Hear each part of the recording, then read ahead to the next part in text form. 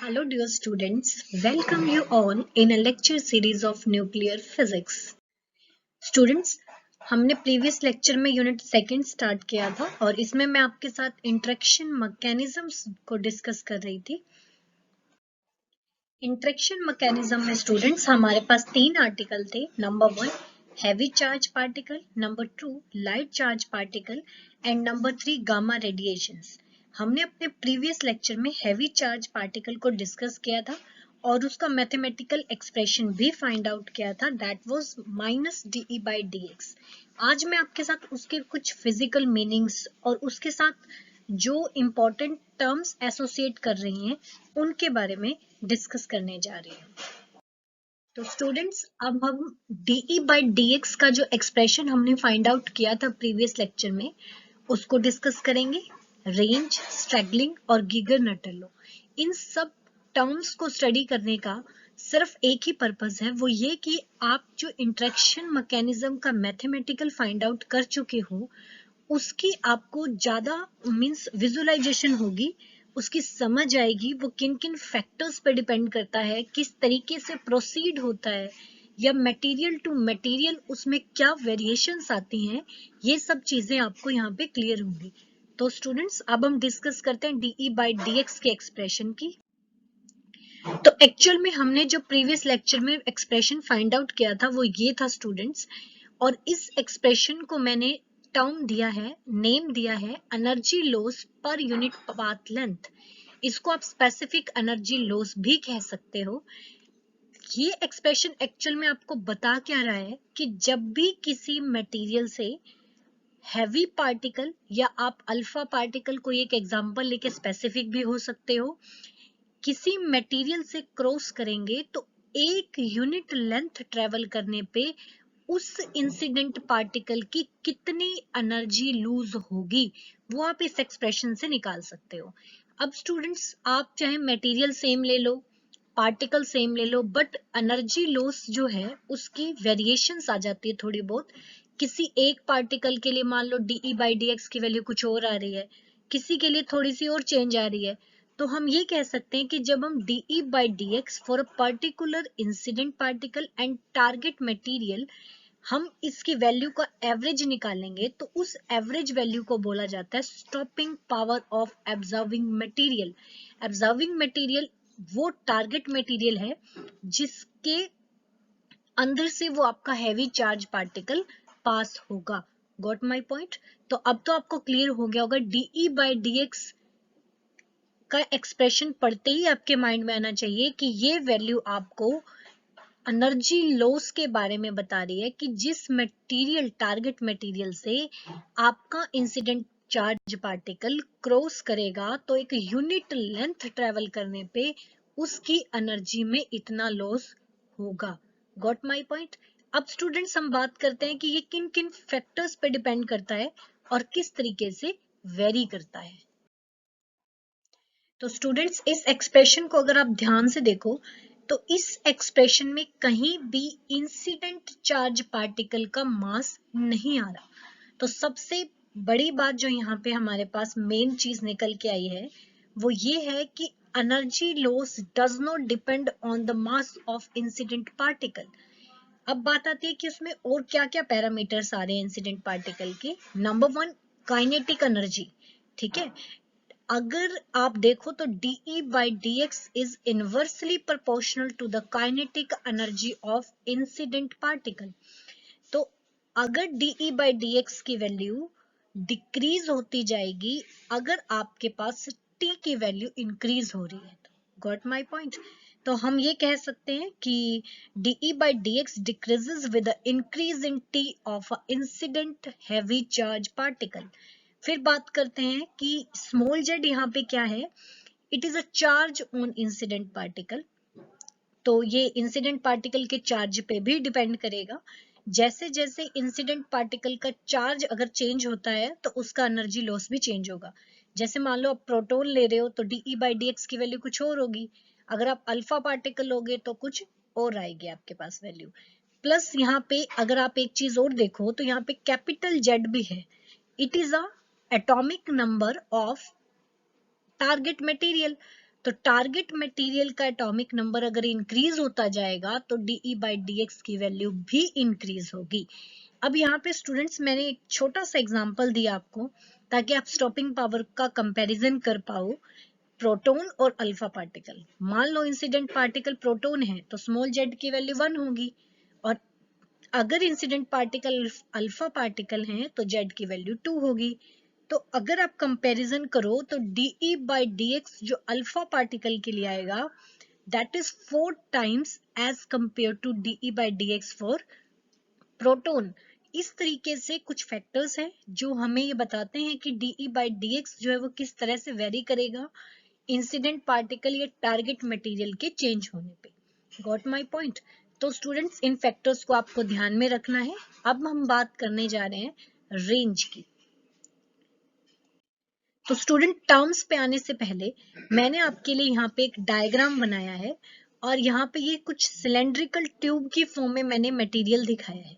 आप ये किसी भी शेप में ले सकते हैं, क्यूब, क्यूबॉइड, रेक्टेंगल, जो आप लेना चाहें।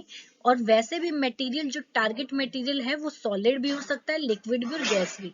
मैंने इसको बिल्कुल सिंपल रखने के लिए एक ट्यूब की फॉर्म में लिया और सॉलिड लिया, जिसके अंदर मैंने ये कुछ एटम्स दिखाए हैं। ये सिलेंडर जिस मटेरियल से बना है वो एटम्स हैं, यहाँ पे कॉन्स्टिट्यूएंट्स एटम है, और ये डॉटेड लाइन से मैं इंसिडेंट अल्फा पार्टिकल का पाथ दिखा रही हूँ आपको। अब जैसे ही आपका अल्फा पार्टिकल इस मटेरियल के अंदर जाएगा तो यहाँ से जैसे अंदर जा रहा है तो यहाँ पे वो इन एटम्स के साथ इंटरेक्ट करेगा, एटम्स के इलेक्ट्रॉन के साथ इंटरेक्ट करेगा, तो धीरे धीरे उसकी स्पीड कम हो जाएगी। ठीक है, तो जैसे जैसे उसकी स्पीड कम होती जाएगी, मान लो इतना डिस्टेंस ट्रेवल करने के बाद इंसिडेंट पार्टिकल की काइनेटिक एनर्जी जीरो हो जाती है, मींस उसकी वेलोसिटी जीरो हो जाती है, तो उस डिस्टेंस को बोला जाएगा रेंज। Got my point? तो मैंने क्या कहा, रेंज वो डिस्टेंस है जो इंसिडेंट पार्टिकल मटेरियल के अंदर ट्रेवल करेगा और उसके बाद उसकी काइनेटिक एनर्जी। तो स्टूडेंट्स आपको रेंज की डेफिनेशन तो क्लियर होगी। अब वो डिस्टेंस है, इट मींस रेंज जो है उसको आप लेंथ के यूनिट्स में मेजर करोगे। और एक चीज और अगर आप नोट करो तो जैसे ये आपका इंसिडेंट पार्टिकल अंदर ट्रेवल करेगा तो रेंज जो है वो एनर्जी लॉस पे डिपेंड करती है। तो अगर उसको ज्यादा पार्टिकल्स मिलेंगे, ठीक है, जिसकी वजह से उसका एनर्जी लॉस हो रहा है, तो आप ये कह सकते हैं वो जल्दी से ही अपनी काइनेटिक एनर्जी को जीरो कर देगा, तो रेंज की वैल्यू कम आएगी। मींस रेंज डेंसिटी पे भी डिपेंड कर रही है। तो आप जो मटेरियल ले रहे हो वो सॉलिड है, लिक्विड है या गैस है, रेंज की वैल्यू उसके अकॉर्डिंग आएगी। उस टारगेट मटेरियल का प्रेशर, टेम्परेचर क्या है उस टाइम पे, उस बात पे भी डिपेंड करेगा। और इंसिडेंट पार्टिकल की जितनी ज्यादा एनर्जी होगी ना, वो उतना दूर तक जा सकता है मटेरियल को क्रॉस करके। इट मींस रेंज तो काइनेटिक एनर्जी पे भी डिपेंड करेगी। तो स्टूडेंट्स ये मैंने आपको डायग्राम से समझाने की कोशिश की है। अब हम डेफिनेशन और पॉइंट्स की तरफ चलते हैं। तो डेफिनेशन मैंने वही लिखी है, it is a maximum distance particle can travel till it loses its entire kinetic energy. Units जो होंगे इसके लेंथ होंगे, स्टेट पे डिपेंड करेगा ये मटेरियल के, जो टारगेट मटेरियल है वो सॉलिड है, लिक्विड है या गैस है, क्योंकि वो उसकी डेंसिटी पे डिपेंड कर रहा है। सॉलिड की डेंसिटी सबसे ज्यादा होगी तो इंसिडेंट मटेरियल, इंसिडेंट जो पार्टिकल होगा उसकी रेंज वहां पे सबसे कम आएगी। गैस की डेंसिटी सबसे कम होती है तो रेंज ज्यादा आएगी। रेंज टेम्परेचर, नेचर और प्रेशर पे भी डिपेंड करेगी, इस बात को ध्यान रखना। जैसे जैसे आप टेम्परेचर को इंक्रीज और प्रेशर को डिक्रीज करोगे तो रेंज क्या होती जाएगी, इंक्रीज होती जाएगी। और ये चीज भी मैंने आपको बताई कि वो इनिशियल काइनेटिक एनर्जी पे भी डिपेंड करेगी। अगर अल्फा पार्टिकल जो आपने इंसिडेंट किए हैं उसकी इनिशियल काइनेटिक एनर्जी जितनी ज्यादा होगी, रेंज की वैल्यू उतनी ही ज्यादा आएगी। अब स्टूडेंट्स इस डेफिनेशन से ना हम इसका एक एक्सप्रेशन भी फाइंड आउट कर सकते हैं। मैंने यहाँ पे कहा कि वो डिस्टेंस जो पार्टिकल कवर करेगा उसकी काइनेटिक एनर्जी जीरो होने से पहले, तो मैंने इसको इस तरीके से लिख लिया, इंटीग्रेशन कर दिया, लिमिट इनिशियल काइनेटिक एनर्जी से लेकर जब तक काइनेटिक एनर्जी जीरो नहीं हो जाती। अब यहाँ पे स्टूडेंट्स एक चीज नोट करने वाली ये है कि इंटीग्रेशन जो है उसकी लिमिट एनर्जी के हैं, बट यहाँ पे आपने डिस्टेंस लिखा है तो मैंने डीई से मल्टीप्लाई माइनस डीई से मल्टीप्लाई और डिवाइड कर दिया। Got my point? इस माइनस को मैंने लिमिट इंटरचेंज करने में यूज कर लिया और डीई बाई डीएक्स को आपको पता है यूनिट पाथ लेंथ का एनर्जी लॉस है ये, तो आपको इसका एक्सप्रेशन पता है, वो यहाँ पे पुट कर दो तो आपके पास रेंज की वैल्यू आ जाएगी। ठीक है, गॉट माई पॉइंट? अब स्टूडेंट्स ये आपके पास ग्राफ है रेंज के लिए। हमने ये जो ग्राफ यहाँ पे ड्रॉ किया है ये आपको रेंज और एनर्जी के बीच में रिलेशन बता रहा है अल्फा पार्टिकल के लिए, एयर के लिए। ठीक है, मींस जो अल्फा पार्टिकल हैं वो उनके लिए टारगेट मटेरियल एयर है और 15 डिग्री सेल्सियस के टेम्परेचर पे है। तो हमने ये देखा कि उसके लिए ये इंपेरिकल रिलेशन बनता है और यहाँ पे E जो है ये इनिशियल काइनेटिक एनर्जी होगी उस अल्फा पार्टिकल के लिए। पर ये रिलेशन ना स्टूडेंट्स लिमिटेड एनर्जी में ही वैलिड होता है और इस रिलेशन को बोला जाता है गीगर्स लॉ। अगर आप सॉलिड की बात करो तो उस टाइम पे आपके लिए रेंज की वैल्यू ये एक्सप्रेशन जो है वो ये होगा। इसमें आपके पास ये जो R लिख रहे हो आप ये रेंज एयर की है, A मास नंबर है उस टारगेट मटेरियल का और रो उसकी डेंसिटी है। Got my point? तो स्टूडेंट्स अब मैं दोबारा से उसी ग्राफ पे आ रही हूँ या उस डायग्राम पे आ रही हूँ जो मैंने आपको पहले दिखाया था, क्योंकि यहाँ पे देखो मैंने यहाँ पे 3 पार्टिकल्स दिखाए हैं आपको, अल्फा पार्टिकल जो उसी मटेरियल के अंदर से क्रॉस कर रहे हैं और हम यहाँ पे ये चीज देख रहे हैं कि इसके लिए रेंज की वैल्यू कुछ और है, इसके लिए कुछ और आ रही है और इसके लिए कुछ और आ रही है। ठीक है, मैं यहाँ पे आपको ये बताना चाह रही हूँ कि इंसिडेंट पार्टिकल की काइनेटिक एनर्जी सेम है, टारगेट मटेरियल सेम है, फिर भी रेंज की वैल्यू सेम नहीं आती, कई बार उसमें थोड़ी बहुत फ्लक्चुएशन आती है। तो ये जो रेंज की वैल्यू में फ्लक्चुएशन आ रही है it is known as straggling. Got my point? The fluctuation in range is known as straggling, means material same है जिस पे पार्टिकल्स फॉल होंगे, पार्टिकल जो फॉल हो रहे हैं उनकी एनर्जी सेम होने के बावजूद भी आपके पास रेंज की वैल्यू सेम नहीं आती, उसमें थोड़ा बहुत वेरिएशन आता है जिसको हमने स्ट्रैगलिंग से डिनोट किया है। अब ऐसा क्यों होता है स्टूडेंट्स? अगर हम डायग्राम से समझने की कोशिश करें तो ये देखो, अब इनका भले ही इनका एनवायरनमेंट सेम है, अब जरूरी तो नहीं कि जब ये अल्फा पार्टिकल इस एटम के साइड से निकला तो मान लो इसने जो एनर्जी लॉस किया उतना ही एनर्जी लॉस ये वाला अल्फा पार्टिकल इस एटम की वजह से करे। मींस सिचुएशन सेम होने पे भी एनर्जी लॉस जो एक पार्टिकल का है जरूरी नहीं है वैसा ही सेम दूसरा पार्टिकल भी करे। या ये भी हो सकता है कि जिन इंसिडेंट पार्टिकल्स को हम लेकर चल रहे हैं, मैंने कहा उनकी काइनेटिक एनर्जी जो इनिशियल है वो सेम है, हो सकता है उसमें भी थोड़ा बहुत अप डाउन हो, या फिर ये अल्फा पार्टिकल ट्रेवल करते करते एक इलेक्ट्रॉन को कैप्चर करके हीलियम पॉजिटिव बन जाए।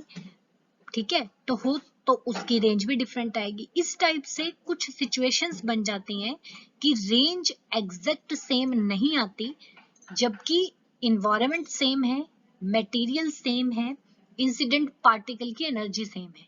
इस वजह से भी मींस इन सब के होने के बावजूद भी रेंज में थोड़ा बहुत अप डाउन आपको मिलता है।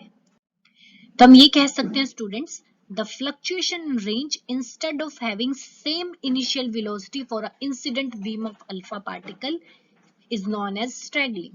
अगर आप कॉज की बात करो तो वही चीज आ जाती है कि सोर्स से, जिस सोर्स से आपने अल्फा पार्टिकल्स को लिया है, हो सकता है वहां पे हमें इनिशियल एनर्जी थोड़ी बहुत अप डाउन मिली हो, सेम ना हो, या फिर जब अल्फा पार्टिकल किसी भी मॉलिक्यूल या एटम के साथ एनकाउंटर करते हैं तो वो एग्जैक्टली सेम अमाउंट की एनर्जी का लॉस ना कर पाए, या फिर इलेक्ट्रॉन जो आपने अल्फा पार्टिकल लिया वो किसी एक इलेक्ट्रॉन को कैप्चर करके He पॉजिटिव आयन बन जाए, तो उसकी भी आयनाइजिंग पावर तो उस आयन की भी होती है, तो उस वजह से भी उसकी रेंज जो है वो चेंज आएगी। ठीक है, अब अगर आप इसको ग्राफ में देखो स्टूडेंट्स, तो ये हमारा ग्राफ था। आपको ये जो चीज दिखाई दे रही ना स्टूडेंट्स, इसको मैंने दोबारा से यहाँ पे बनाया हाईलाइट करके। अब अगर आप ध्यान से देखो तो ये चीज इस तरीके से है, यहाँ पे थोड़ा सा इसको मैग्नीफाई नहीं किया, मैंने इस चीज को मैग्नीफाई करके आपको यहाँ दिखाया है। तो अगर आप इस चीज को देखो तो ये सीधा जाकर नीचे टच नहीं हो रही है एक्सिस पे, ये इस तरीके से जा रही है। अब आप यहाँ पे जहां पे भी टेंजेंट ड्रॉ करोगे उस पॉइंट पे रेंज की वैल्यू थोड़ा बहुत अप डाउन आएगी। जैसे सी पॉइंट पे इतनी आ रही है, अब यहाँ ड्रॉ करोगे तो थोड़ा चेंज आएगी। तो इसलिए इस कर्व को बोला जाता है, ये कर्व आपको डिटरमाइन करती है स्ट्रैगलिंग। Got my point? तो स्टूडेंट्स अब हम डिस्कस करते हैं गीगर नटर लॉ। ये लॉ काफी इंपॉर्टेंट है, ये हमें डीके कांस्टेंट और लाइफ टाइम और एनर्जी इन तीनों की आपस में क्या रिलेशन है उसके बारे में बताता है। एक्चुअल में ये गीगर और नटल ने ये लॉ दिया था जब वो एक्सपेरिमेंटल स्टडी कर रहे थे कि लाइफ टाइम और डीके कांस्टेंट जो है उनकी क्या रिलेशन है, वो किस तरह से वेरी करते हैं। इस चीज की एक्सपेरिमेंटल स्टडी के ड्यूरिंग उन्होंने देखा कि there is a remarkable correlation between decay constant and the energy of alpha particles. ठीक है, इन्होंने इस चीज को शो किया कि अल्फा पार्टिकल की एनर्जी ज्यादा होगी तो उसका डीके कांस्टेंट भी ज्यादा होगा बट उसका लाइफ टाइम कम होगा। ठीक है, और ये भी देखा गया कि इस टाइप की रेगुलरिटी जो है, ठीक है, किसके लिए हमने स्टडी की? अल्फा पार्टिकल्स के लिए एयर में। आई रिपीट, अल्फा पार्टिकल्स की, जिन अल्फा पार्टिकल की लार्ज एनर्जी है उनके लिए डीके कांस्टेंट की वैल्यू भी लार्ज है और लाइफ टाइम उनका कम होगा। और ये जो रेगुलरिटी है, यही रेगुलरिटी सेम हमने अल्फा पार्टिकल्स के लिए भी देखी, किसके? रेंज के कंसेप्ट में। तो इसका मतलब हुआ कि रेंज कहीं ना कहीं इस डीके कांस्टेंट के साथ रिलेटेड है।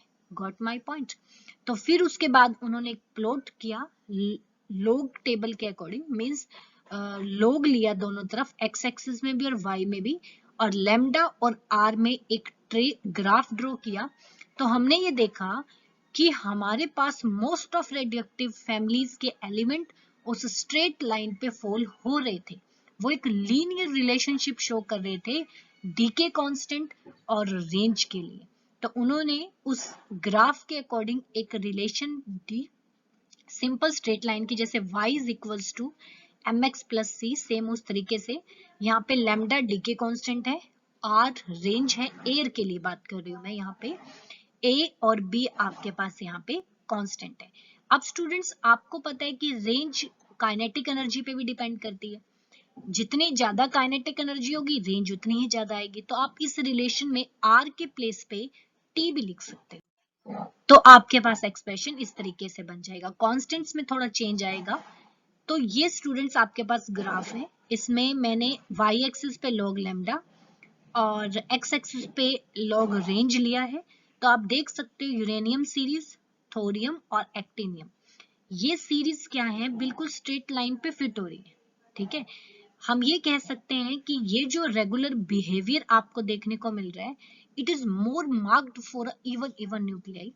और ये फॉर्मूला जो है ये ज्यादा सुटेबल लिमिटेड एनर्जी के लिए ही है।